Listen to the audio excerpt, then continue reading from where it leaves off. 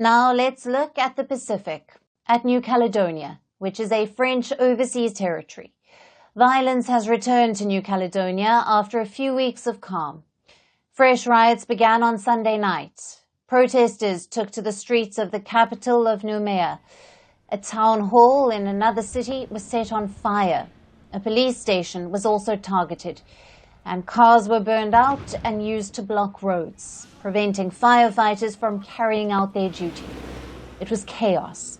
To understand the cause of riots, we need to understand the history. New Caledonia is a French overseas territory. That means it was a French colony. In 1853, France had subjugated the local people known as the Kanaks. Currently, the Kanaks make up about 40% of the territory's population, and many want complete independence from France. New Caledonia has seen multiple independence referendums, and the latest one was disputed because it took place during the COVID-19 pandemic. So there is still a sizable group of Kanaks who believe that they should have another referendum, another chance at demanding freedom. But in May, France proposed a change in voting regulations, which eventually led to riots.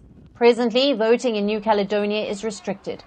Only Kanaks and people who already lived in the territory before 1998 can vote, including in referendums. This was to ensure that the Kanaks were not marginalized by immigrants. That is why the vote freeze was implemented. New Caledonia's population has grown since 1998. About 40,000 French nationals have moved into the territory since then. Now that's enough immigrants to impact elections, to dilute the Kanak people's vote share. And in May, France proposed to do just that. They wanted to expand voting rights in New Caledonia, to extend voting rights to people who had lived in the territory for 10 years. The Kanaks were against this. They knew it would dilute their vote share. So they protested. All of this happened in May. That was how the first riots were sparked. The riots forced French President Emmanuel Macron to visit New Caledonia to try and calm things down. Macron had talks with the leaders of Kanak pro-independence groups, and eventually he decided to pause the new voting rules. That pause is what led to tensions simmering down, bringing about the uneasy calm. But this calm was shattered over the weekend, leading to fresh riots. Last week, a number of Kanak pro-independence activists were arrested, including this man, Christian Tein. Now he leads a group called the Field Action Coordination Cell, or the CCAT. French authorities blame him for instigating the violence in May. He was taken to court on Saturday and charged. We have no information as to the exact date of the transfer. The only information we can give you at the moment is that he is in pre-trial detention and that it will take place in mainland France.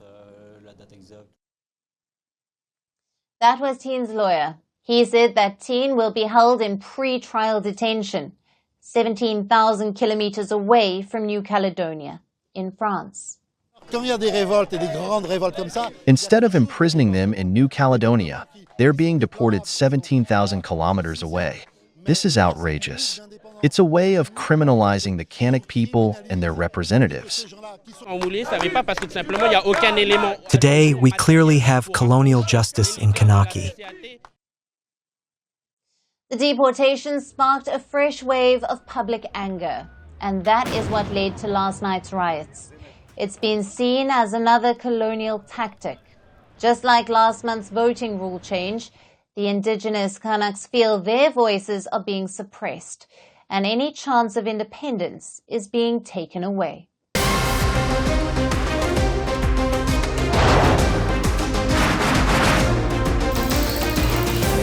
Also today, the T20 World Cup bandwagon has moved across to the West Indies. What can we expect from this?